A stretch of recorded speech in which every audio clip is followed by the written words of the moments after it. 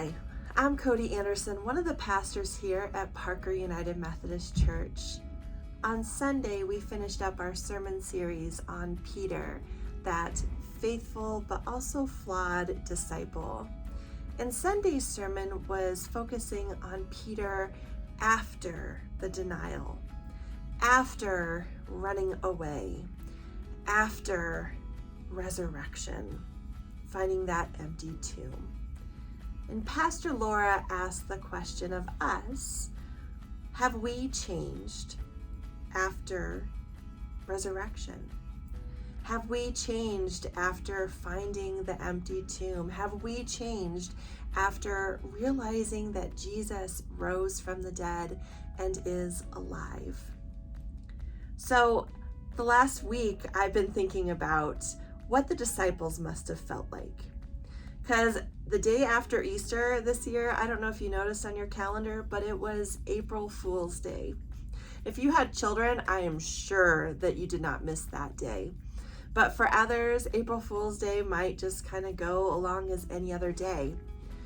April Fool's Day for me is a day that I hate the most out of the entire calendar because my children for years always have pranks on that day. And I always fall victim to one of their pranks. I guess I'm a gullible person. I like to believe that people are telling me the truth. And so this year, I fell to a prank, not from my children, but through an organization where I give money to follow and to watch out for vulnerable animals, like giraffes and sloths and penguins and turtles, right? And so this year on April 1st, I opened up my email. I was exhausted after Easter. And I opened up my email to find this email from this organization. And it says that they're opening up a new line of support for animals, cockroaches and rats and pigeons in New York City. And you could pay money to be able to follow these cockroaches, rats, and pigeons. Now, I know what you're saying because you're probably like I am today. That sounds absolutely ridiculous. There's no way that that is true. But I was exhausted. I didn't remember what day it was. And so when I opened that email, I told Jason, oh my gosh, this seems like the dumbest idea I have ever heard. But this company now is having people pay to follow cockroaches. Would you pay to follow a cockroach? Would you pay to follow a rat in New York City to see where they're grabbing their pizza from? Or would you follow a pigeon in New York City? You see, I actually believed that that was a new venture that this organization was taking, only to find out that the next day when I opened up my email, that was not true. It was all an April Fool's joke. I felt pretty silly the next day. But I was thinking about those disciples, how much they were feeling the days after Jesus was crucified, how they must have been exhausted emotionally and physically and spiritually, how they did not want to fall prey to believing in anything that seemed out of the ordinary.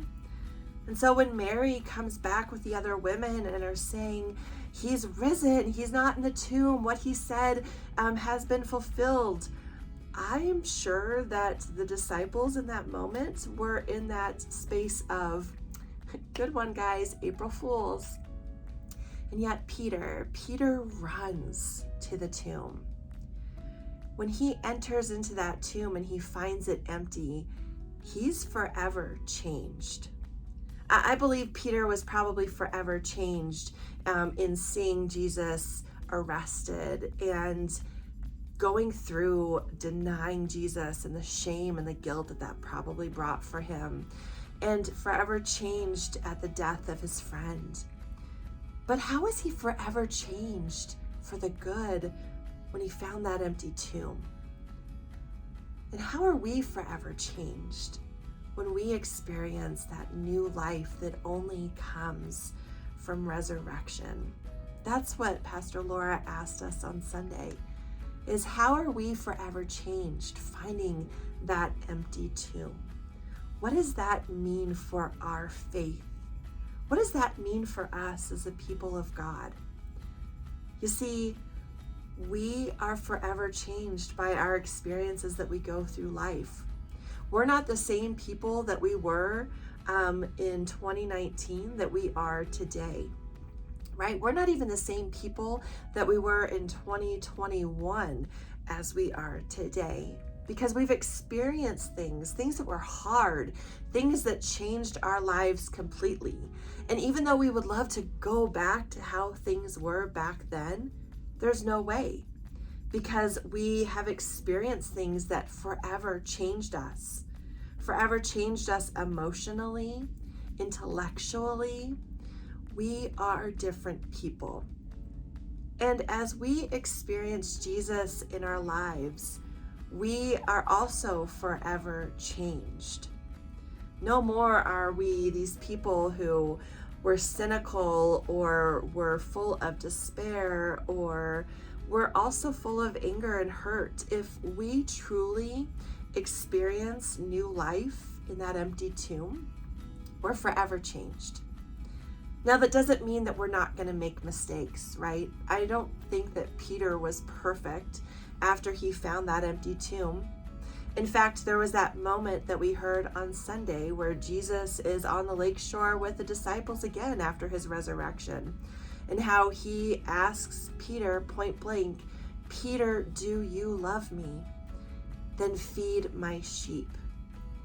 You see, Jesus was trying to bring Peter back into knowing what he'd gone through and experienced and the ways that he'd made mistakes, but calling him back into who he is and who he loves. We're going to have those moments throughout our lives. Moments where we make mistakes, moments where we get angry, moments where we judge other people, moments where we try to take a really hard line at something because that is not our experience, and we don't believe in that truth. But when we experience Jesus in the empty tomb, Jesus at the lakeshore, Jesus asks us, "Do you love me? Do you love me?" That really is at the heart of our faith, right? That one question, do you love me?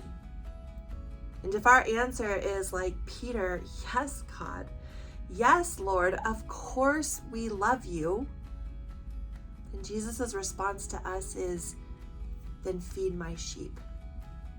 Tend to my flock. Take care of my sheep." Now remember, Jesus' sheep, that's everybody, right? We hear the parable of the 100 sheep, and if one goes missing, Jesus will leave the 99 to go find the one. The whole flock. Jesus says to us, "Feed my sheep, tend my flock, take care of my sheep."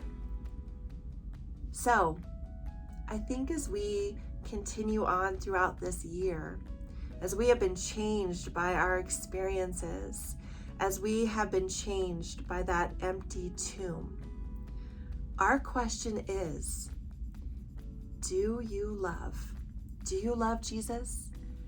Do you love God? And then when our response is yes, then our command is to feed God's sheep. Who are God's sheep? Everyone. Not just the people who are in our church, but those who are outside of our church as well. Those who are afraid to come into church buildings because they've had horrible experiences in the past, or they've been judged by Christians, or they have, you fill in the blank.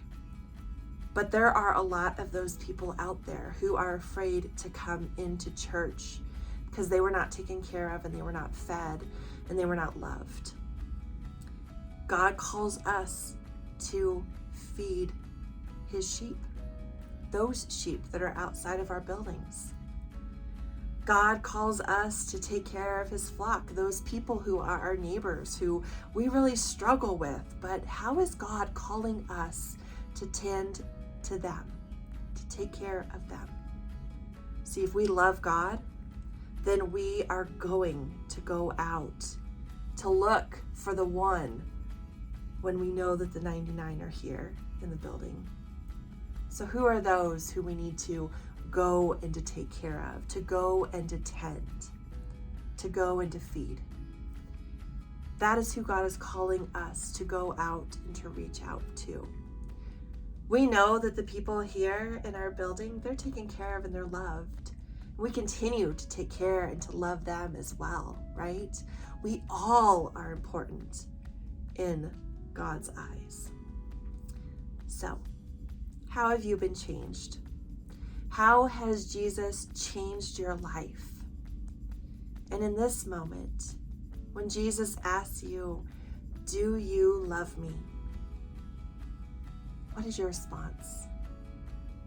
And if you respond yes, then Jesus is calling us to feed his sheep. So who are the sheep that Jesus is calling you to look after, to feed, to share his love with? Let us be like Peter, that faithful and flawed disciple. That faithful disciple who says, "Yes, Lord, you know I love you," and then goes and feeds God's sheep.